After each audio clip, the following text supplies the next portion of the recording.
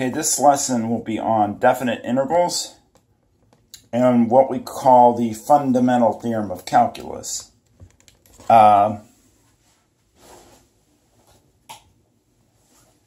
fundamental theorem of calculus basically says if you have a continuous function f on an interval a to b, then we can compute the integral from b to a of f of x dx, and that is going to be f of a minus f of b, and that is where capital F is the antiderivative and f is the original function. So that's critical to understand the difference of those two, is that f is the original function you're integrating and capital F is the antiderivative.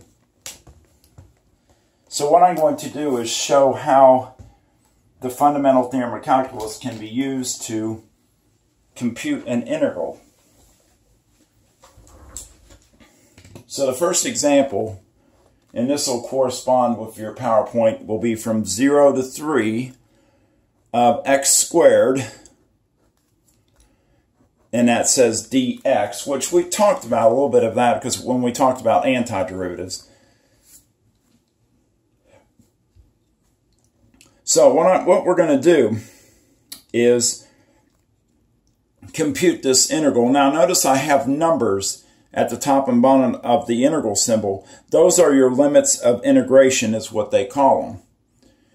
And I'll show how those are applied to the problem. But this is definitely a definite integral. It's not indefinite. An indefinite integral will not have the numbers there. But if you have the numbers there, it's definite. So the way you compute the antiderivative is to first take the antiderivative, which will be just the power rule. And then I'm going to draw a bar and carry my limits.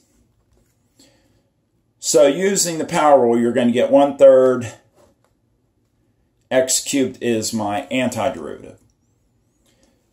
So how do we finish out the problem? Well, what we'll do is we'll plug in the upper limit, which is 3, into the antiderivative, and then minus, notice I'm subtracting, we'll plug in the lower limit. So now if we do the computation, 3 cubed is 27. I'm just going to go, and that's going to be 0 times 1/3. And 1/3 of 27 is 9, which will give you a value of 9 for your antiderivative.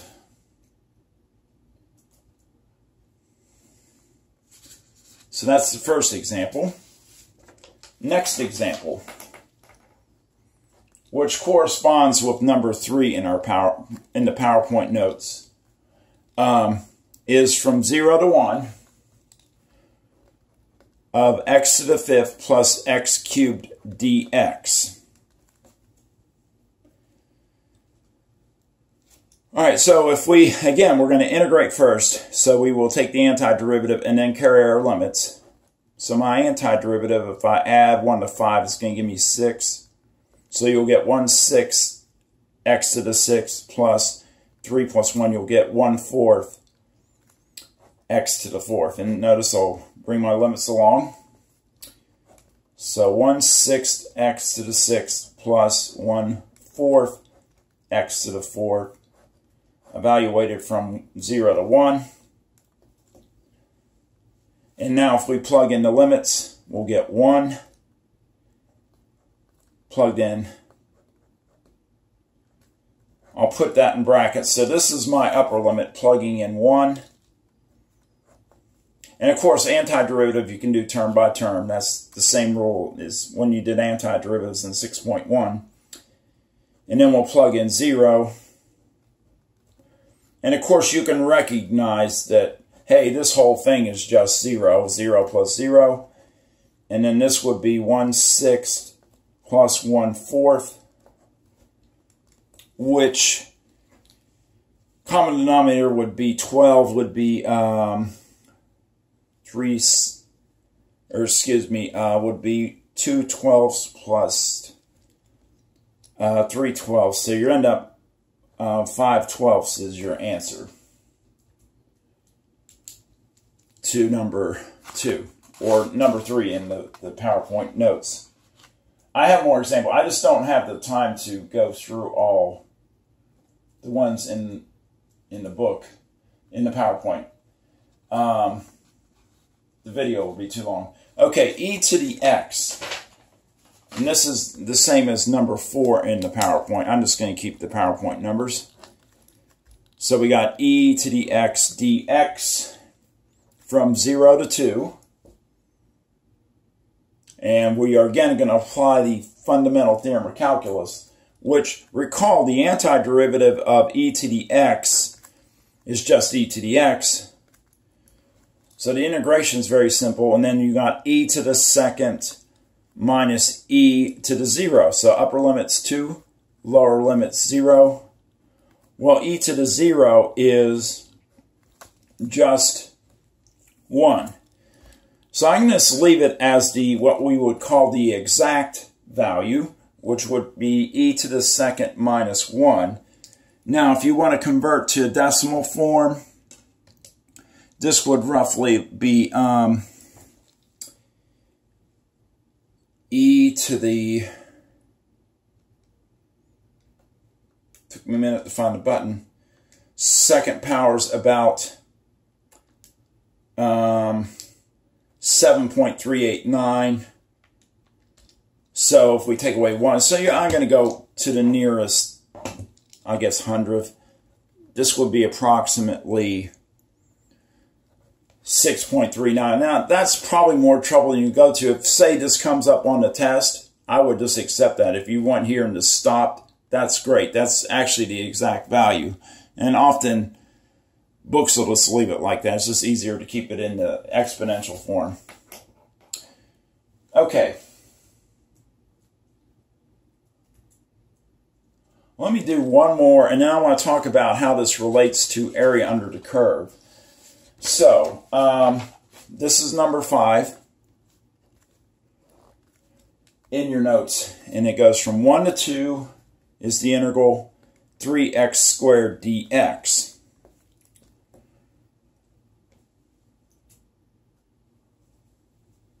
Well, if we do the antiderivative, it's just going to be x cubed, because add 1 and then divide by 3 will just be x to the third.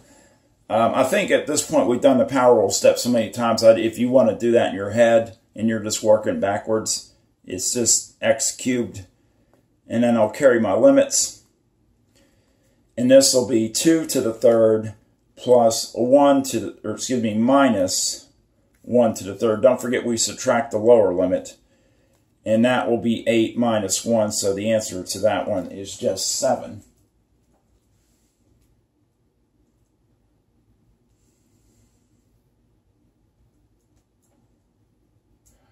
Okay, I am going to do example 7 from the notes. And here's what your picture looked like. You had the curve, which was a parabola, and it was x squared plus 2 was your curve. And we were running it from basically x equal to 0 to x equals 2. And it kind of looked like this.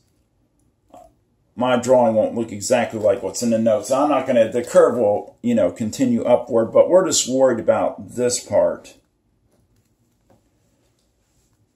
So how do you compute this area of this curve from 0 to 2? Well, you would, at this point, going back to the last section, well, you would find that delta x is a half. And you would, or, whatever you wanted to do, 8 rectangles or 4, you would find your delta x. I shouldn't have jumped the gun, because that's what it would have been. It would have been a half if you used n as 4 subintervals. But say you would do n as 8. There's a number of different ways to divide up into rectangles. But that's not what we're going to do. We're going to do this much simpler way. And this is one of the neat things about learning the integral, is that you find, hey, there's an easier way to do this. Kind of like with the slope of the tangent line. Doing the limit definition seemed a lot harder, and then when you learned the power rule, it was like, well, this isn't that hard. So, the area under the curve, this is how it works. And just in general, I should give you a general formula. From now on, the area in the curve from A to B will simply just be the integral of the curve f of x dx. Now this kind of going ahead to 6.6 will find the area between the curves, and you'll find in that section you subtract the curves. But what happens is, I'm going to go ahead and tell you now so it won't be confusing later on. What happens is in this specific situation where we're doing the area in the curve dropping straight down to the x-axis, it's one situation, it's just f of x, because if you subtract the function that runs along x, is just f of x is equal to 0. Well, if you go f of x minus 0, it's just f of x. But after you get away from this situation, you start doing area between curves, it's going to change. And I'll point back to this example in 6.6 when we do cover that. So I don't want to create too much confusion. So for right now, this formula will work. So if we can simply find area, and it's an easy way to do it. We can just run the area from A to B, which will be 0 to 2, of the function dx. So let's set that up. Again, A to B, f of x dx.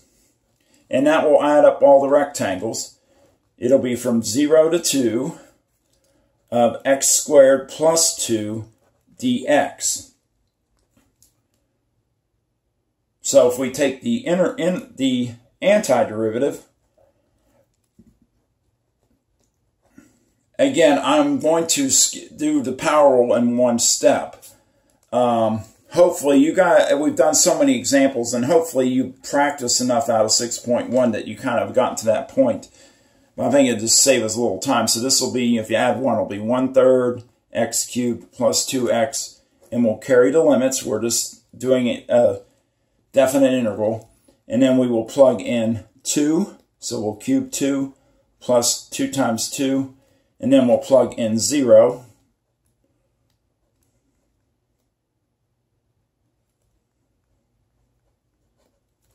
Which, of course, this value will be 0, 0 minus 0.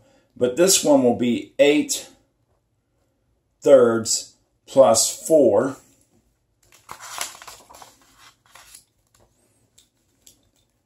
And 8/3 plus 4 will be 8/3 plus 12/3. So that comes out to 20/3 minus 0, which is just 20/3.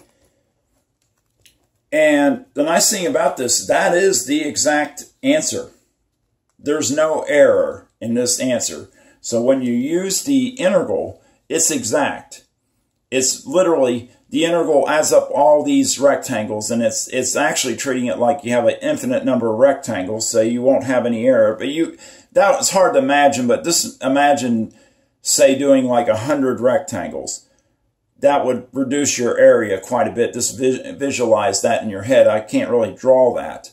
But basically, that's what the antiderivative does, is it eliminates the area of adding up all these rectangles by doing an infinite number of rectangles, and this value you get from the integral will be exact. That is the exact area, and that's the beauty of this section, is that by the end of the section you have found a way to find area that you wouldn't be able to do in a geometry class. This problem in a geometry class or a trig class would not be possible without this estimating. But with calculus, we actually can get the exact answer. So that's part of some of the things that Isaac Newton was looking answers for when he, started, diving into calculus to answer his questions in physics. But I think I'll finish up on that one.